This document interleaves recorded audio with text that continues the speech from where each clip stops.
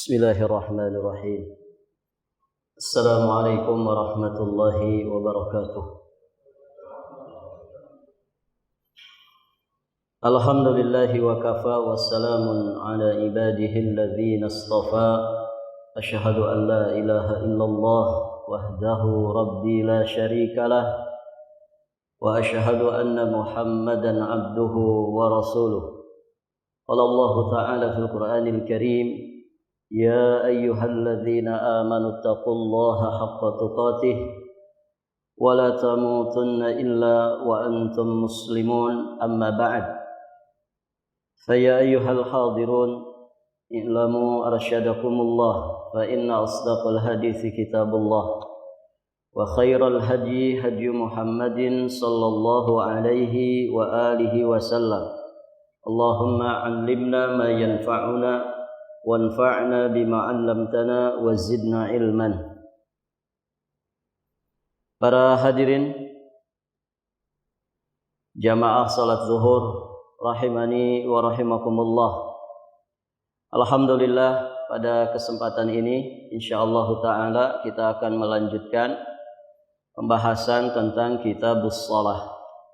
Di pembahasan yang lalu kita sudah menyampaikan ta'rifus shalah lughatan wa istilahan, definisi salat secara bahasa ataupun secara istilah.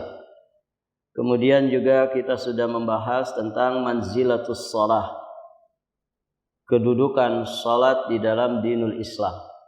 Berikutnya, poin yang ketiga yang akan kita sampaikan adalah hukmu tarikis shalah, hukum orang yang meninggalkan salat. Baik, para jamaah yang dirahmati Allah,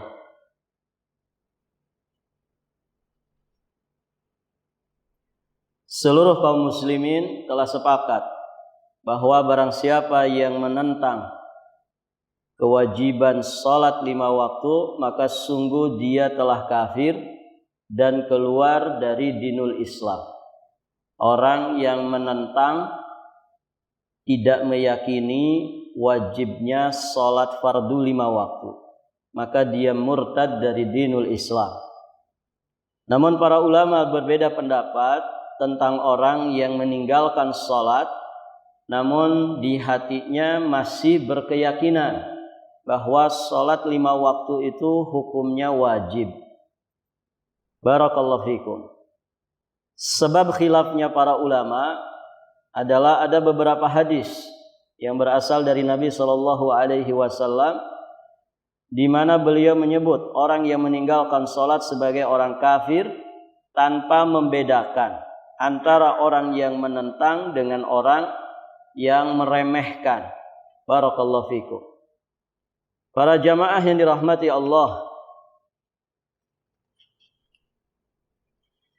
dalam masalah ini tentu para ulama memberikan penjelasan yang sangat panjang, ya, masing-masing membawakan dalil-dalil yang sangat banyak sekali terkait dengan, sebagian mengatakan bahwa hukumnya tidak sampai murtad atau tidak sampai kafir, keluar dari dinul Islam. Sebagian yang lain mengatakan, para jamaah yang dirahmati Allah, orang yang meninggalkan salat karena malas, karena dia menyepelekan kewajiban salat dengan tetap meyakini ya salat itu hukumnya wajib, mereka menyatakan itu kabirah min kabair az-dzunub, merupakan dosa yang sangat besar yang terancam tentunya dengan siksa api neraka. Para jamaah sekalian yang dirahmati Allah Subhanahu wa taala. Baik. Nah, ini 2 pembahasan secara garis besar tentang perbedaan di kalangan para ulama. Ala kulli hal, sesungguhnya dosa meninggalkan salat ini dosa yang sangat besar, di mana seorang muslim wajib menjauhi dosa ini. Ya, jangan sampai dia meninggalkan ibadah salat, sesibuk apapun, sesusah apapun, dalam kondisi bagaimanapun, kecuali yang dikecualikan, maka seorang muslim selayaknya berusaha disiplin, istiqamah ya di dalam mengerjakan ibadah salat 5 waktu. Ya, karena itulah yang sesungguhnya menjadi tiang daripada agama kita, yang membedakan kita dengan orang-orang munafik, yang membedakan kita dengan orang-orang kafir. Baik, para jamaah yang dirahmati Allah. Berikutnya, siapakah yang wajib menegakkan salat? Para ulama menyampaikan bahwa yang wajib menegakkan salat 5 waktu adalah setiap muslim yang telah baligh dan juga berakal sehat. Sebagaimana yang disinyalir di dalam hadis-hadis berikut ini. Di antaranya hadis dari jalan sahabat yang mulia Ali bin Abi Thalib dari Nabi sallallahu alaihi wasallam. Nabi bersabda, "Rufi'al qalam an thalathatin, 'anil naimi hatta yastayqidha, wa 'anis sabiyyi hatta yahtalima, wa 'anil majnuni hatta ya'qila." Telah diangkat pena dari 3 golongan. Pertama, dari orang yang tidur sampai dia terbangun dari tidurnya.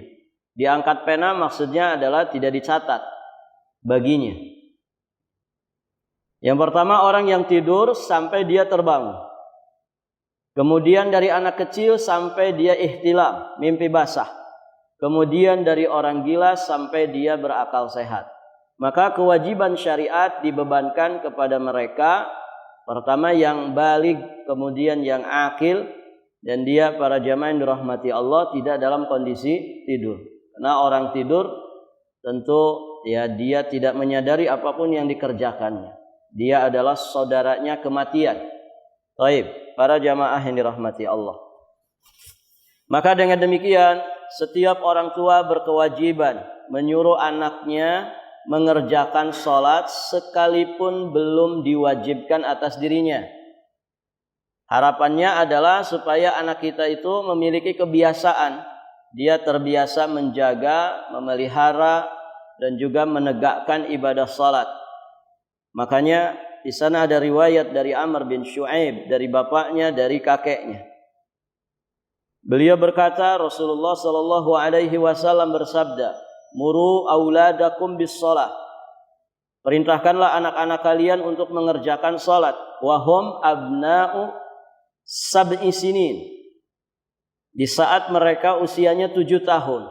Wadribuhum 'alaiha wahum abna'u 10 sinin. Dan pukullah anak kalian di saat usia mereka 10 tahun namun belum mau mengerjakan ibadah salat. Wa farriqu bainahum fil madaji. Dan pisahkanlah mereka di tempat tidur mereka sejak itu. Ya, maksudnya sejak usia 7 sampai 10 tahun ini. Para jamaah sekalian yang dirahmati Allah, dari riwayat ini kita bisa memahami, pertama, Nabi memerintahkan para orang tua untuk membersamai anaknya di dalam membiasakan ibadah salat dimulai dari semenjak 7 tahun. Ini sesungguhnya pembekalan untuk anak-anak kita, pembiasaan dan juga pendidikan untuk mereka. Ya, dari usia 7 tahun sampai usia 10 tahun. Ini menghadapi usia balighnya. Sehingga diharapkan ketika anak ini nantinya mukallaf, sudah terbebani dengan beban syariat saat menginjak usia baligh, dia sudah terbiasa dengan kewajiban salat 5 waktu. Baik, para jamaah yang dirahmati Allah. Kemudian kandungan yang kedua dari hadis ini, di sini Nabi memerintahkan ya supaya anak laki-laki dan perempuan itu dipisahkan tempat tidurnya. Jadi anak kita kalau sudah mumayyiz, beranjak ke usia sebelum balighnya, para jamaah yang dirahmati Allah, sudah dikenalkan ya tentang lawan jenisnya, bahwa walaupun dengan saudara ya tidur ya tidak boleh satu selimut, ya dipisahkan ranjangnya, dipisahkan tempat tidurnya. Dan para jamaah, ketika batasan-batasan ini tidak diindahkan oleh kaum muslimin, ini tentu berdampak buruk. Dan banyak kasusnya perzinahan yang terjadi dengan sedarah, dengan saudara sedagi. Dan tentu ini perzinahan yang sangat besar sekali di hadapan Allah. Kalau menzinahi wanita yang bukan siapa-siapa kita, ini besar hukumannya, ancamannya, dan perkaranya di hadapan Allah. Maka bagaimana lagi dengan maharim, ya, orang-orang yang menjadi mahram kita. Tentu ini lebih besar lagi di hadapan Allah Subhanahu wa taala. Zinahnya seorang laki-laki dengan wanita yang jauh rumahnya dari rumah dia, ini besar di hadapan Allah. Ya, maka lebih-lebih lagi menzinahi ya tetangga sendiri. Ini dalam Islam hukumnya berbeda. Artinya ini lebih parah kondisinya. Lebih besar dosanya menzinahi maharim, kemudian menzinahi tetangga. Dan ini orang-orang yang sangat terdekat. Semakin dekat hubungan para jamaah yang dirahmati Allah seseorang dengan yang lainnya, maka ketika terjadi penyimpangan dari keduanya, tentu ini menjadi besar sekali urusannya di hadapan Allah Subhanahu wa taala. Baik, para jamaah sekalian yang dirahmati Allah. Maka siapapun yang sudah akil, sudah baligh, wajib atas dirinya salat 5 waktu. Nah, di sini sesungguhnya ada pelajaran buat kita semua. Ya, kita saat ini usia berapa? Kemudian coba perhatikan dulu usia akil baligh kita di usia berapa. Kalau misalkan usia akil baligh kita taruhlah 15 tahun. Rata-rata di usia itu, kurang dari itu atau lebih dari itu sedikit. Rata-rata taruhlah 15 tahun. Sekarang usia kita 40 misal. Berarti kita jadi mukallaf sudah 25 tahun. 25 tahun para jamaah yang dirahmati Allah. 25 tahun itu berarti disitulah nilai kita, catatan kita di sisi Allah Subhanahu wa taala. Dari semenjak kita baligh sampai saat ini, ya perjalanan 25 tahun ini, ya, ada enggak salat yang pernah kita tinggalkan, sengaja ataupun tidak disengaja? Maka kewajiban kita adalah bertaubat ketika ada salat yang kita tinggalkan. Padahal saat itu kita sudah baligh. Usia 15 para jamaah, itu usia kelas berapa? Mungkin kelas 3 SMP lah. Kelas 2 atau kelas 3 SMP.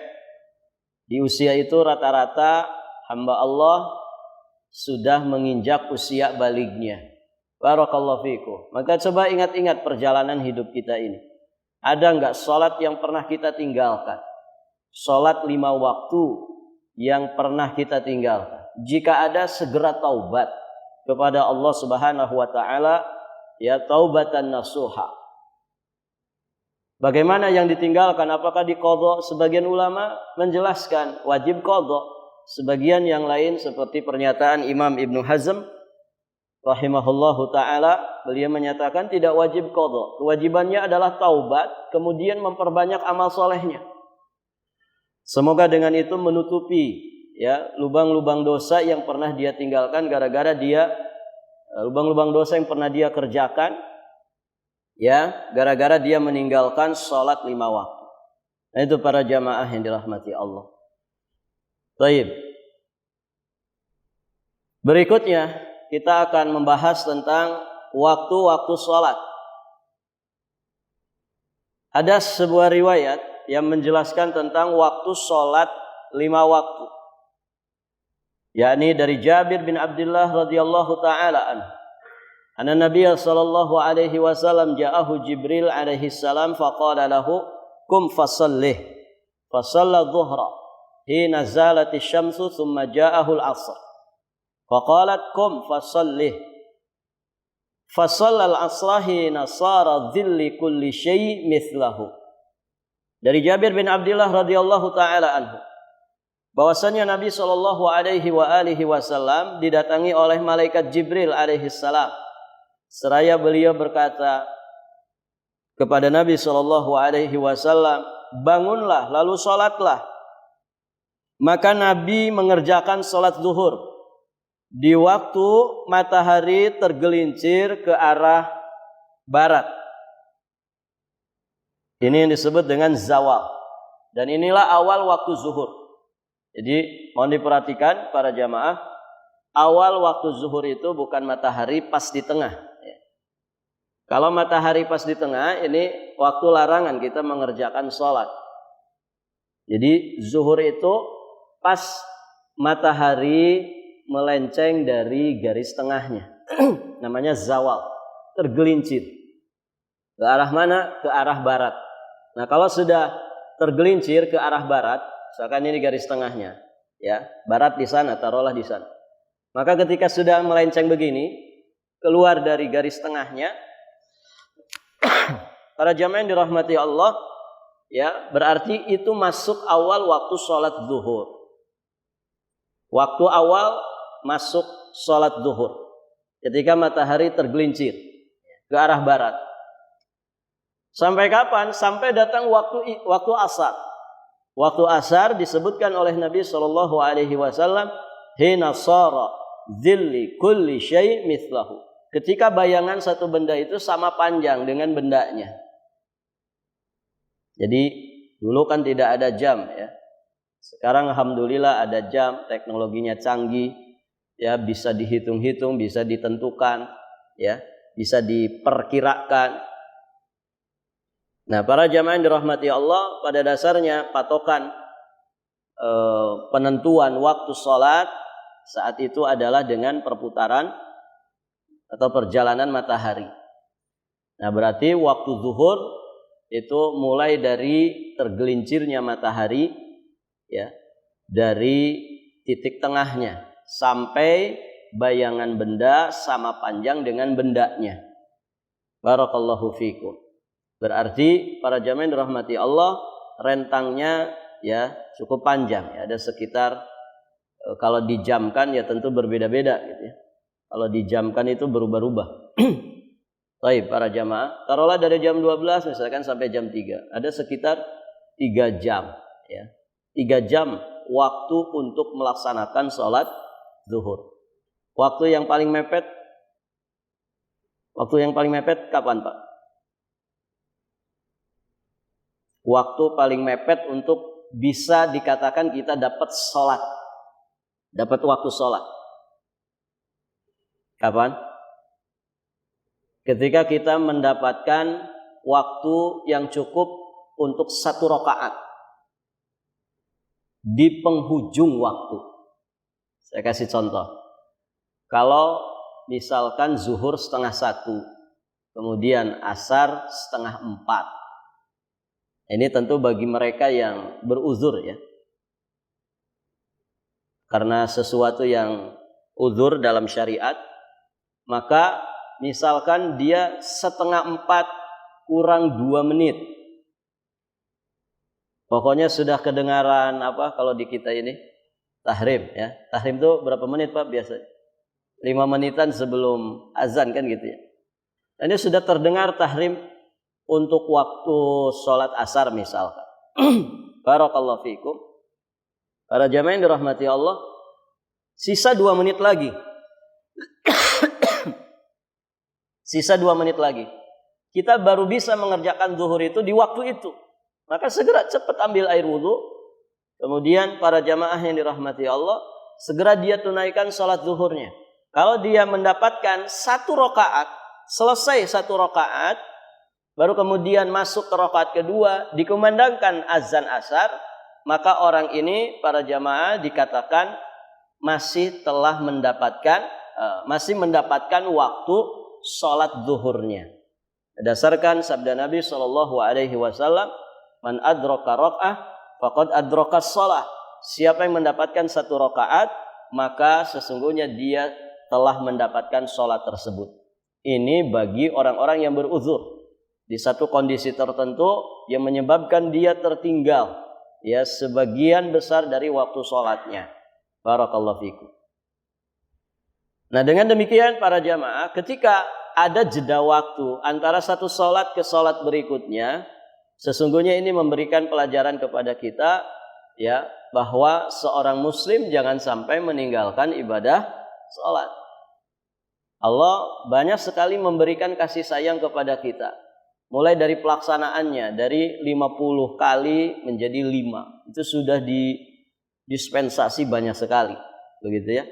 Kemudian juga sholat satu ke sholat berikutnya ini jaraknya, ya ada jaraknya. Tidak berentet, 5 kali itu tidak berentet, deketan. Yang paling dekat kan cuman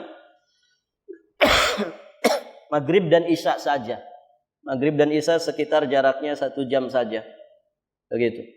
Adapun yang lain jaraknya panjang-panjang. Maka para jamaah yang dirahmati Allah, jangan sampai meninggalkan ibadah sholat. Gitu ya. Jangan sampai meninggalkan ibadah sholat. Baik. Kemudian setelah datang waktu maghrib, maka dikatakan kepada Nabi, qum fasalli. Kata malaikat Jibril, bangunlah dan salatlah. Fasallal maghriba. Maka Nabi pun mengerjakan salat maghrib. Hina wajabatis syams. Di saat matahari itu terbenam. Di saat matahari terbenam. Berarti ini akhir daripada waktu asar.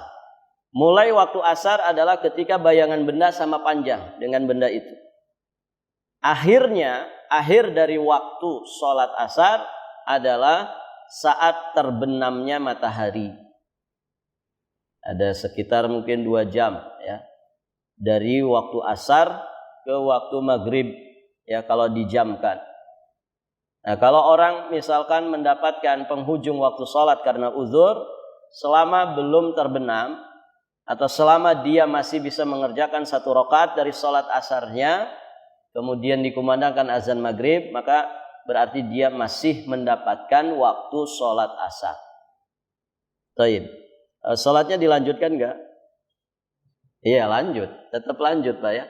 Jadi bukan 1 rakaat kemudian salam, kan 1 rakaat dapat semua sholat. Enggak. Sholatnya tetap dilanjut walaupun sudah dikumandangkan azan maghrib atau azan asar. Ini bagi yang beruzur. Baik, para jamaah yang dirahmati Allah. Summa ja'ahul isya. Kemudian datanglah waktu sholat isya. Faqala qum fasalli. Ya, kata malaikat Jibril kepada Nabi, bangunlah dan sholatlah. Fasallal isya. Maka lantas Nabi pun mengerjakan sholat isya. Hina ghaba syafaq. Thumma ja'ahul fajr. Faqala qum fasalli. Fasallal fajr. Hina baraqal fajru. Datang waktu sholat isya. Maka Nabi disuruh sholat. Sholatlah Nabi mengerjakan sholat isya. Di saat apa? Di saat hilangnya mega merah di ufuk barat. Nah, hilangnya mega merah di ufuk barat ini berarti akhir, penghujung dari waktu sholat maghrib. Kalau sudah hilang mega merah di ufuk barat ini, para jamaah yang dirahmati Allah, berarti masuk waktu sholat isya. Kemudian setelah itu datang waktu sholat subuh. Nah, sebelum masuk waktu sholat subuh, sampai kapan itu waktu sholat isya berakhir? Sampai kapan?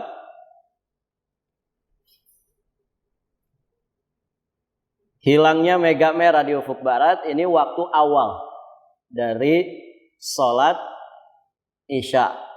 Nah, batas akhirnya kapan? Batas akhirnya kapan, Pak? Nah, ini harus paham ya, jangan sampai 5 menit sebelum subuh sudah sholat. Sholat apa ini? Sholat isya. Ada orang sholat isya menjelang subuh. Yang benar para jamaah, sholat isya itu batas akhirnya sampai pertengahan malam. Jam berapa pertengahan malam itu? Jam berapa Pak? Jam 12, jam 1 atau jam berapa? Tidak bisa ditentukan jamnya karena beda-beda. Tapi patokannya tetap sama. Namanya tengah malam berarti kita harus tahu dulu yang disebut malam itu Kapan sampai kapan? Kan begitu ya. Yang disebut malam itu kapan sampai kapan? Sehingga kita bisa mengerti, oh berarti separuh atau pertengahan malam itu di waktu sekian. Kalau kita memahami malam itu dari kapan sampai kapan, berarti kita bisa mengerti sepertiga malam terakhir itu yang mana. Dan begitu. Nah, disebut malam kata para ulama itu mulai dari ghurubus syams, terbenamnya matahari. Sampai kapan? Sampai tulu'ul fajr. Sampai terbitnya fajar shadiq, yakni waktu sholat subuh. Dengan istilah lain, malam itu dimulai dari waktu pertama sholat maghrib sampai datangnya waktu subuh. Dengan demikian, kalau maghribnya jam 6 pas, misalkan, subuhnya jam 5 pas, berarti ada 11 jam. Malam kita berarti ada 11 jam. Nah, tinggal dibagi 2 saja. 11 jam dibagi 2, berarti kita bisa tahu pertengahannya kapan. Begitu. Nah, sekarang kita pengen tahu nih, pertengahan malam untuk saat ini, di bulan ini. Bulan apa ini? Jumadal Akhirah, ya kan? Di bulan Jumadal Akhirah. Kita sholat subuh jam berapa? Jam 5 kan? Waktu azan subuh jam 5. 4:59. Ya kan? 4:59. Berarti kan jam 5. Taruhlah jam 5. Maghribnya 6:30. 18:31. Dari jam 6:30 sampai jam 5 pagi. Berapa jam tuh? 10:30, ya kan? 10:30. 10:30 jam. Berarti pertengahan malamnya kapan? 10:30 berarti kan 5/4 jam, ya kan? 1, 2, 3, 4, 5. Jam 12 kurang 1/4. Jam 12 kurang 1/4 malam, ya kan? Jam 12 kurang 1/4 itu sudah masuk pertengahan malam. Berarti batas akhir sholat isya kalau dijamkan saat ini, isya mulainya jam 19.44, berakhir di jam 12 kurang sedikit. Begitu para jamaah. Kalau kita ingin tahu sepertiga malam terakhir, sepertiga malam terakhir ya tinggal tadi aja. Tadi itu ya, malam dibagi 3. Ya. Yang jelas berarti ya sekitar 3 jam atau 2,5 jam atau 3 jam, bahkan 3 jam lebih dari waktu sebelum masuk sholat subuh. Nah, demikian para jamaah yang dirahmati Allah. Dan Nabi SAW menjelaskan waktu sholatil isya ila nisfil lail al-awsat. Waktu sholat isya itu sampai dengan separuh malam yang tengah. Separuh malam. Ila nisfil lail. Berarti dari hilangnya mega merah yang menjadi akhir waktu sholat maghrib sampai pertengahan malam. Itulah waktu sholat isya. Berarti kalau orang sholat isya sebelum sholat subuh jam 4 sholat isya, boleh tidak Pak? Boleh tidak? Boleh tidak? Bisa boleh, bisa tidak. Boleh bagi yang uzur. Ya, bagi yang uzur ketiduran gitu. Saking capeknya pada maghrib blok sok tidur. Ya. Capek sekali. Habis maghrib dia rebahan, tidak niat tidur. Dia niatnya rebahan saja. Ketiduran. Bangun-bangun jam 4 subuh. Barakallahu fikum. Nah, ini uzur berarti. Orang yang dapat uzur, ya maka silahkan dia sholat kapan dia mendapatkan waktu. Gitu ya. Orang ketiduran ini kan diangkat pena tadi. Maka dia wajib sholat di saat dia bangun. Di saat dia bangun, dia wajib sholat. Tapi kalau sengaja, para jamaah yang dirahmati Allah, sengaja mengakhir-akhirkan sholat, tentu dia berdosa dengan itu.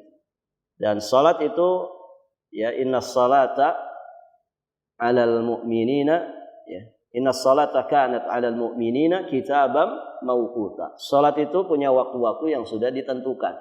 Jelas ketentuannya. Dan semua ibadah ada waktunya. Ya kan? Salat ada batasan-batasan waktunya. Puasa ada batasan-batasan waktunya. Nggak bisa orang puasa, saya puasa Ramadannya pengen sekarang saja. Di bulan Sya'ban bisa. Nggak bisa, ya Ramadan. Salat juga begitu. Zakat juga demikian. Ada batasan-batasan waktu. Haji juga demikian. Ya semua terkait dengan waktu. Maka para jamaah yang dirahmati Allah, kerjakan ibadah sesuai dengan waktunya masing-masing. Kemudian terakhir salat subuh, para jamaah yang dirahmati Allah dikerjakan di saat mulai terbitnya fajar shadiq. Ya, fajar shadiq ini fajar yang muncul di waktu subuh. Ya, tandanya dia sinarnya itu menyebar ke kanan dan juga ke kiri. Begini ya. Kalau fajar kadzib, fajar yang dusta, yang kita masih boleh sahur, kita masih boleh qiyamul lail, itu ada sinar ke atas begitu ya. di ufuk timur, tempat terbitnya matahari. Nah, demikian para jamaah. Sampai kapan batas waktu sholat subuh? Sampai kapan, Pak? Batas akhir waktu sholat subuh sampai terbitnya matahari. Nah, sekarang terbit jam berapa? Ada nggak waktu terbit di sini? Syuruk atau tuluk.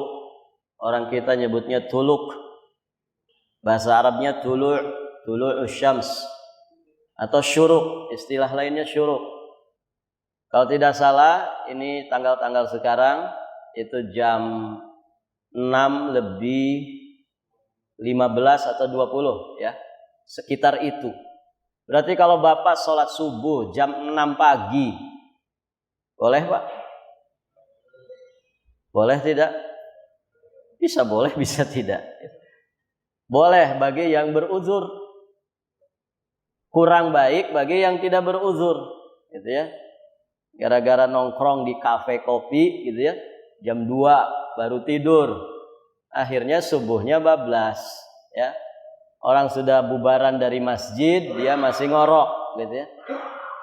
Dia kejar-kejaran sama terbitnya matahari. Ya. Pada dasarnya masih boleh karena itu masih waktu sholat subuh. Cuman berarti kita kehilangan fadilah sholat di awal waktu. Nabi ketika ditanya ayyul amal ahabbu ilallah, amal apa yang paling dicintai di sisi Allah, amal apa yang paling utama, Nabi menjawab as-salat ala waktiha, salat tepat pada waktunya. Jadi salat di awal waktu berjamaah di masjid bersama imam, ini salat yang paling afdal, salat yang paling utama, salat yang paling dicintai Allah. Walaupun waktunya masih ada. Ya, orang jam 6 saat ini kalau salat subuh masih salat di waktunya. Cuman dia terlambat. Begitu ya. Demikian para jamaah. Karena matahari belum terbit. Selama batas akhir waktu sholat masih ada, ya, masih bisa didapatkan, maka berarti orang tersebut masih mendapatkan waktu untuk sholat. Demikian para jamaah. Namun ya itu spare waktu itu sesungguhnya untuk memberikan kelonggaran bagi mereka yang sedang punya masyaqqah, punya uzur, safarkah, sakitkah, begitu ya. Atau uzur-uzur yang lain. Bukan untuk diremehkan. Karena kalau kemudian diremehkan, tidak sholat kecuali terlambat, tidak sholat kecuali di penghujung waktu, ini sesungguhnya indikasi bahwa kita terjangkit penyakit apa Pak? Penyakit apa yang suka lambat-lambatin sholat itu? Nifaq. Penyakit nifaq. Ya, ini lebih ganas daripada penyakit apapun di muka bumi ini. Penyakit nifaq. Orang munafik itu begitu. Ya, kerjaannya suka ngulur-ngulur waktu sholat. menunjukkan bahwasanya dia malas, aslinya malas mengerjakan sholat. Maka indikasinya begitu. Idza qamu ila sholati qamu kusala. Apabila mereka itu sholat dengan penuh kemalasan. Jadi orang malas, tidak ingat ke Allah di saat sholat, suka ngulur-ngulur waktu sholat, lambat-lambat waktu sholat. Para jamaah yang dirahmati Allah, termasuk orang yang tidak berjamaah. Ini semuanya indikasi kemunafikan. Barakallahu fikum. Sampai di sini pelajaran kita. Insyaallah ta'ala nanti kita lanjutkan di kesempatan berikutnya. Nanti kita akan membahas poin-poin yang lain terkait dengan masalah sholat. Ini masih poin-poin pembahasan sebelum kita masuk kaifiyat. Barakallahu fikum. Akhiru da'wana anilhamdulillahi rabbil alamin. Ada pertanyaan? Silahkan kalau ada pertanyaan.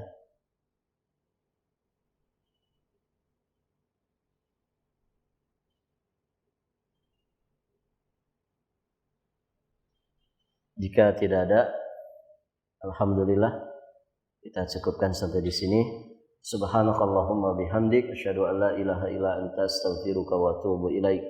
Assalamualaikum warahmatullahi wabarakatuh.